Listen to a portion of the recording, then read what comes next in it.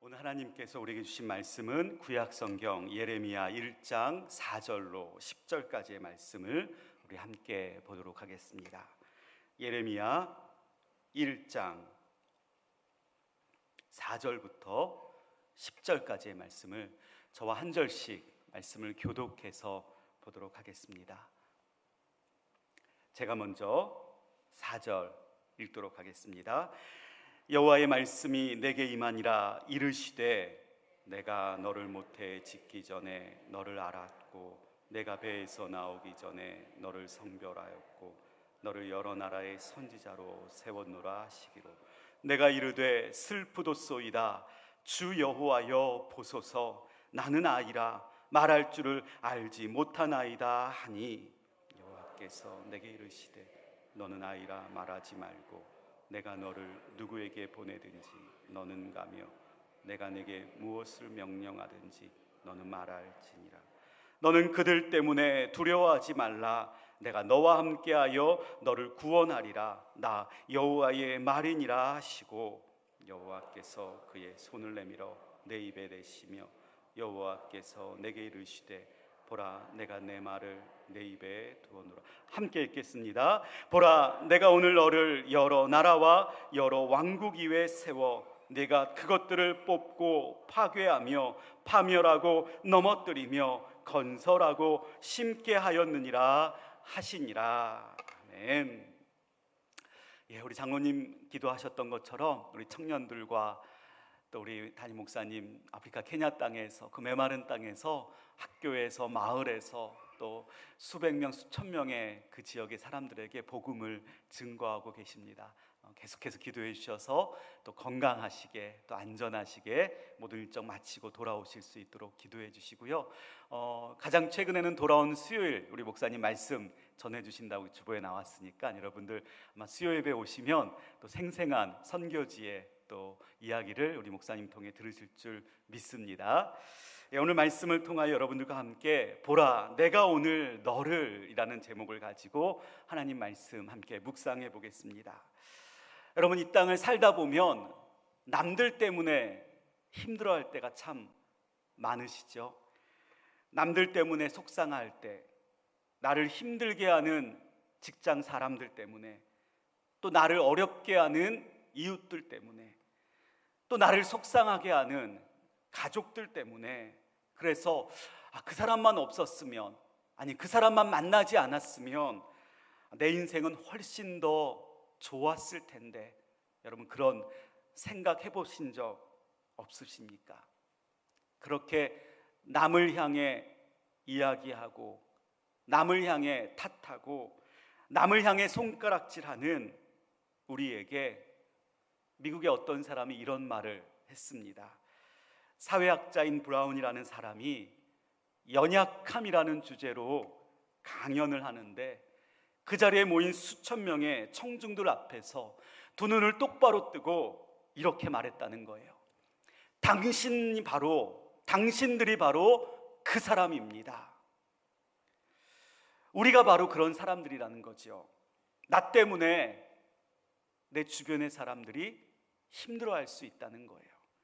나 때문에 가족들이 힘들어하고, 나 때문에 직장 동료가 힘들어하고, 나 때문에 이웃들이 힘들어할 수 있다는 것.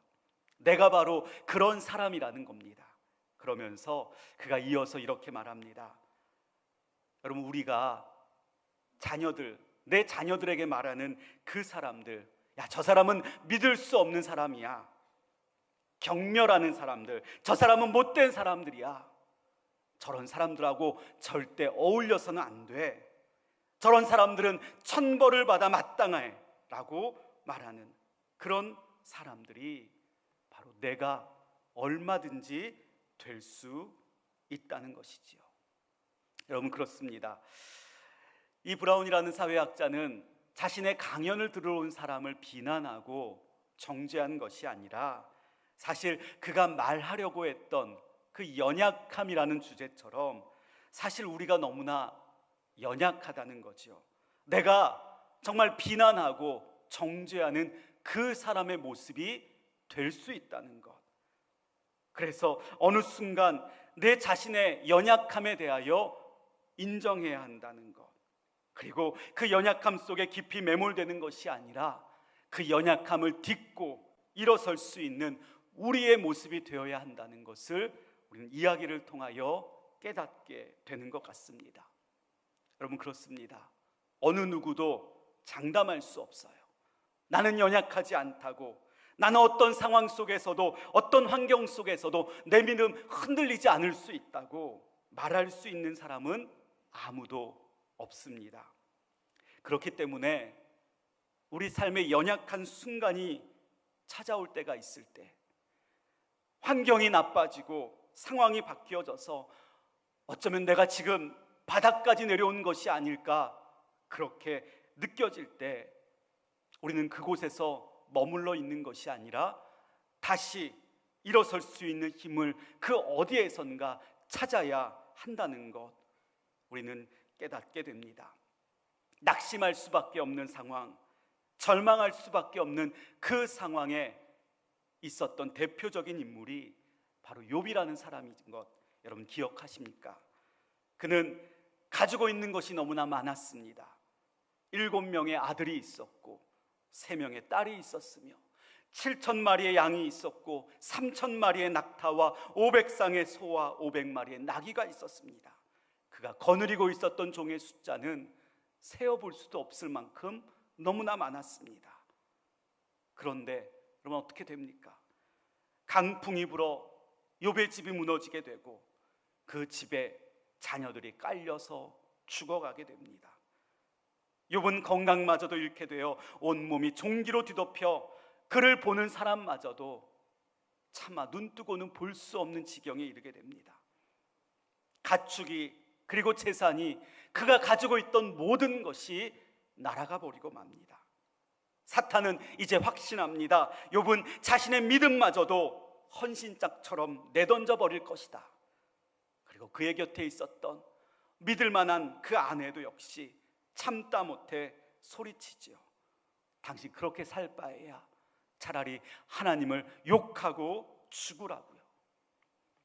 그래서 뜻밖에도 욥은 그 절망적인 상황 속에서 어떻게 합니까?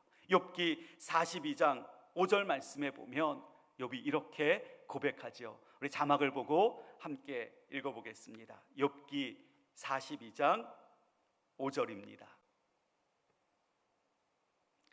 시작. 내가 죽게 되하여 귀로 듣기만 하였사오나 이제는 눈으로 주를 배움나이다. 아멘.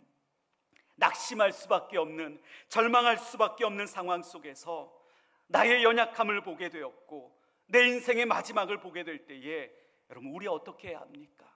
오늘 말씀처럼 믿음 잃지 않고 그 자리에서 다시 일어설 수 있어야 한다는 거죠. 욥의 고백처럼 그 자리에서, 바로 오늘 이 자리에서 하나님을 바라볼 수 있는 그 믿음이 있어야 그 상황에서 다시 일어설 수 있다는 겁니다. 그래서 오늘 하나님께서 우리를 부르시고, 보라, 내가 오늘 너를, 이렇게 말씀하시는 것 아니신가 싶습니다. 오늘 말씀에 다시 한번 귀를 기울이며 우리가 봐야 할 하나님의 모습, 우리에게 찾아오셔서 말씀하시는 하나님의 음성을 듣는 귀한 시간 되기를 축복합니다. 오늘 예레미야 1장 7절 말씀을 같이 한번 묵상해 보면서 첫 번째 우리의 교훈거리를 한번 찾아보도록 하겠습니다. 7절 같이 읽겠습니다. 여호와께서 내게 이르시되 너는 아이라 말하지 말고 내가 너를 누구에게 보내든지 너는 가며 내가 내게 무엇을 명령하든지 너는 말할지니라. 아멘.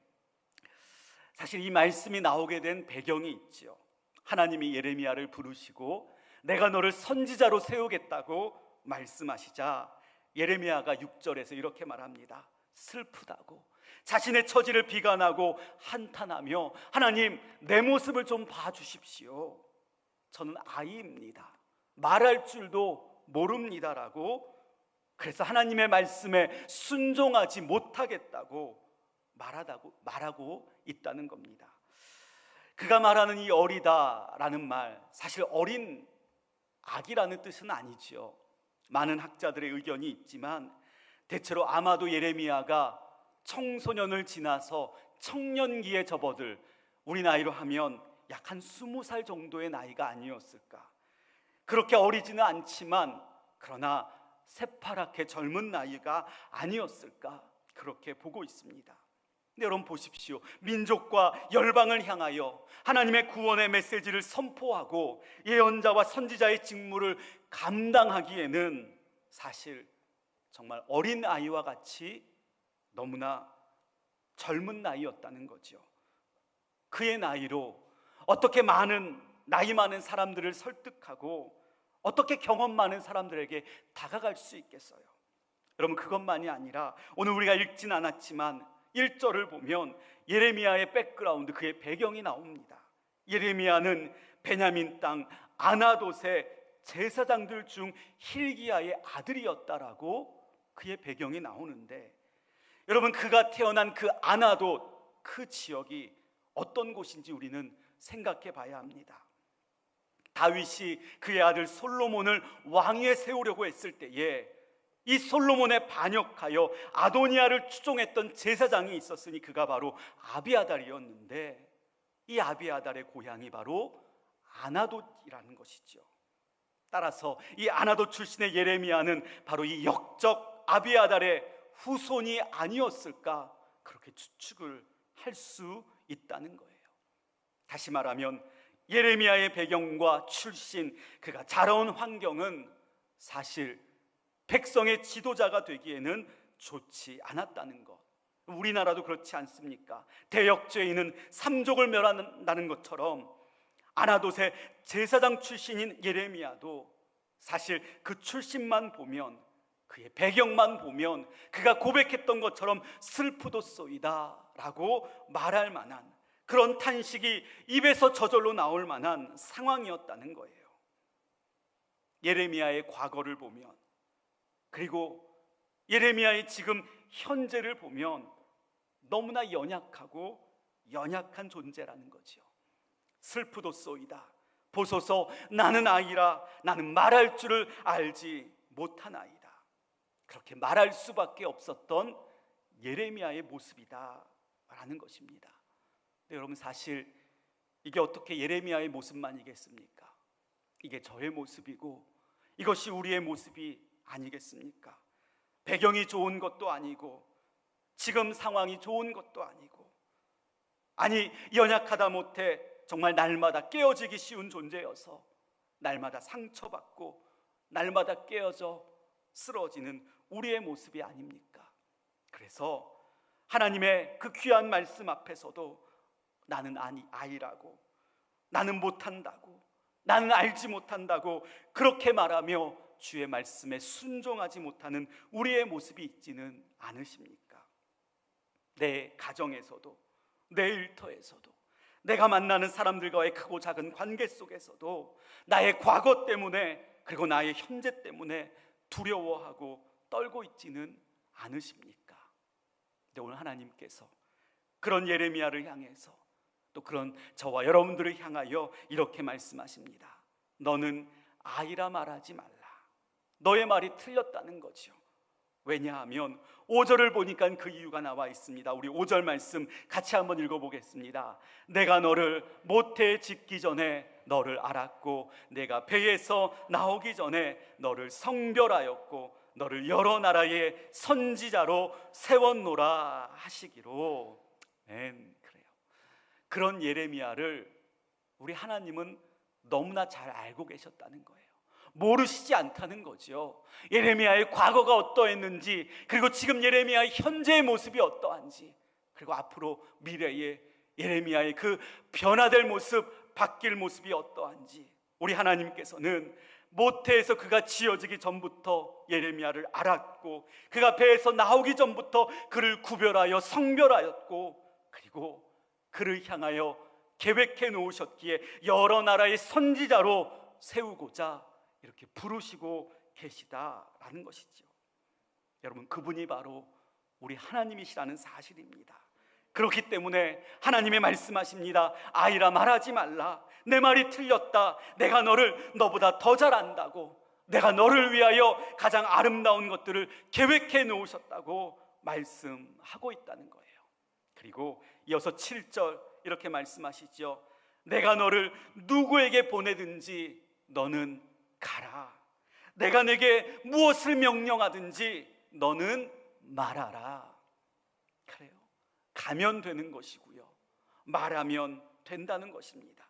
보내시는 분이 하나님이시고 명령하시는 분이 하나님이시기 때문에 우리가 해야 할 것이 있다면 그저 하나님의 말씀이라면, 하나님의 명령이라면 순종하는 것, 그것만 하면 된다고 말씀하여 주신다는 거죠.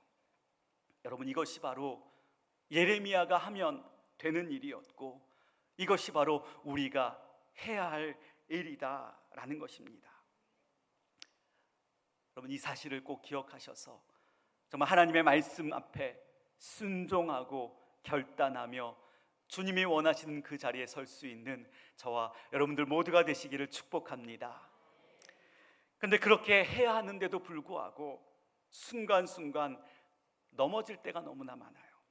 마태복음 14장 30절에 보면 우리와 똑같은 연약한 한 사람의 모습이 나옵니다. 같이 한번 읽어보도록 하죠. 마태복음 14장 30절입니다. 시작.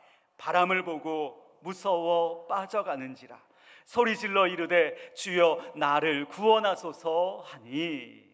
그럼 이거 누굽니까? 그래요, 베드로죠. 예수님께서 무리를 걸으시는 모습을 보고 자기도 나도 무리를 걷겠다고, 그래서 주님이 오라 하자 그가 무리를 걷게 됩니다. 처음부터 실패한 것은 아니었어요. 예수님의 말씀에, 주님의 말씀에 순종하여 그가 걸어갔다는 거죠. 그런데 어떻게 됩니까? 자신에게 불어오는 세찬 비바람을 맞게 됩니다.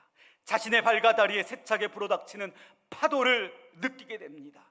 그러자 베드로의 마음 가운데 불안함이 생기고 두려움이 생기고 그리고 떨림이 생겼다는 거죠. 그러자 두려워하는 그 순간 그의 발은 깊은 물속으로 빠져 들어가기 시작했다는 거예요. 여러분, 이것이 우리의 본능이라는 거죠. 어느 누구도 우리의 본성, 우리의 두려움에 대한 본능 앞에서 자유로울 수 없고 장담할 수 없기에 내가 주님 말씀하시면 가야지, 주님 명령하시면 내가 말해야지 라고 하면서도 순간순간 그 두려움 앞에서 넘어지고 그리고 쓰러지고 그리고 좌절하게 된다는 겁니다. 그래서 하나님께서는 너무나 이 사실을 잘 알고 계시기에 8절 말씀에서 예레미야에게 그리고 우리에게 이렇게 말씀하시는 겁니다. 오늘 말씀 8절 같이 한번 읽어보겠습니다. 너는 그들 때문에 두려워하지 말라. 내가 너와 함께하여 너를 구원하리니 나 여호와의 말이니라 하시고, 우리가 순간순간 만나게 되는 그 삶의 두려움 앞에서도 두려워하지 않을 수 있는 이유가 있다면 바로 하나님이 함께 하시기 때문이에요. 하나님의 능력으로 우리의 과거, 우리를 묶고 있는 그 과거에서 벗어날 수 있고 지금 당면하고 있는 현재 어려움도 피해갈 수 있으며 마침내 구원하여 주시는 그 은혜를 입게 된다는 것입니다. 나 여호와 하나님께서 너와 함께하기에 두려워하지 말라고, 벗어나 승리할 수 있다고 말씀하신다는 겁니다. 여러분, 그렇습니다. 자신의 과거에 대하여 부끄러움과 수치스러움을 지적하며 손가락질하는 사람들 앞에서 사실 예레미야는 두려워할 수밖에 없었습니다. 너무나 젊은 나이에 나이도 많고 지식도 많고 경험도 많은 어르신들 앞에서 하나님의 말씀을 대언하는 그 일이 사실 예레미야는 너무나 부담스러웠고 주눅들 수밖에 없었습니다. 그런데 그런 예레미야를 향하여 하나님 말씀하십니다. 두려워하지 말라. 두려워할 수밖에 없었던 예레미야가 두려워하지 않을 수 있었던 이유가 있었다면 바로 하나님이 함께 하시기 때문이었습니다. 하나님이 함께 하시면 그 하나님의 능력이 임하게 되는 것이고, 하나님의 능력이 임하게 되면 어떠한 과거에서도 벗어날 수 있고 어떠한 현재의 어려움에서도 이겨낼 수 있으며 마침내 구원하여 주시고 건져 주시는 그 하나님의 은혜를 반드시 입게 되기 때문이라는 것이죠. 그래서 우리는 삶의 순간순간 그 자리에서도 두려워하지 않을 수 있어야 합니다. 바울은 빌립보서 4장 13절에서 이렇게 고백합니다. 우리 함께 읽어보겠습니다. 빌립보서 4장 13절, 내게 능력 주시는 자 안에서 내가 모든 것을 할 수 있느니라. 아멘. 여러분 보십시오. 바울의 능력이 있어서가 아니에요. 예레미야가 능력이 있어서가 아니에요. 여러분 우리가 능력이 있어서가 아니라 나에게 능력을 주시는 하나님이 나와 함께 하시기에, 그래서 내가 모든 것을 하나님의 능력으로 할 수 있다고, 열방을 향하여 민족과 이스라엘 백성들을 향하여 그 선지자의 역할을 감당할 수 있다고 고백하고 있다는 것입니다. 그죠? 우리는 하나님 말씀하시면 가면 되는 것이고요, 하나님 명령하시면 말하면 되는 것입니다. 그렇게 순종하게 될 때에 오늘 말씀 10절의 축복이 우리에게 임하게 될 줄 믿습니다. 우리 마지막 10절 같이 한번 읽어보겠습니다. 보라, 내가 오늘 너를 여러 나라와 여러 왕국 위에 세워 내가 그것들을 뽑고 파괴하며 파멸하고 넘어뜨리며 건설하고 심게 하였느니라 하시니라. 아멘. 이것이 바로 예레미야를 향하신 하나님의 계획이셨습니다. 그리고 여러분 이것이 바로 저와 여러분들을 향하신 하나님의 계획이신 줄 믿습니다. 이제 한 주간을 다시 시작합니다. 여러분 시작하는 것만으로도 설레고 기대해야 하는데, 혹시 이 자리에 두렵고 떨리는 마음으로 또 이 한 주간을 어떻게 보내야 할까 염려하고 걱정하는 분 계시지 않으십니까? 오늘 말씀 기억하십시오. 내가 너와 함께하여 너를 구원하여 줄 것이라 말씀하시는 그 하나님의 능력을 힘입어 이 한 주간도 여러분들의 삶의 자리에서 두려움을 떨쳐버리고 하나님께서 가라 하시는 그곳으로 갈 수 있고 하나님께서 명령하시는 대로 말할 수 있는 그 능력의 사람들 모두가 되시기를 축복합니다. 보라, 오늘 내가 너를 세워 건설하게 하고 내가 너를 통하여 심게 할 것이라 말씀하시는 그 축복이 저와 여러분들에게 임하게 될 줄 믿습니다.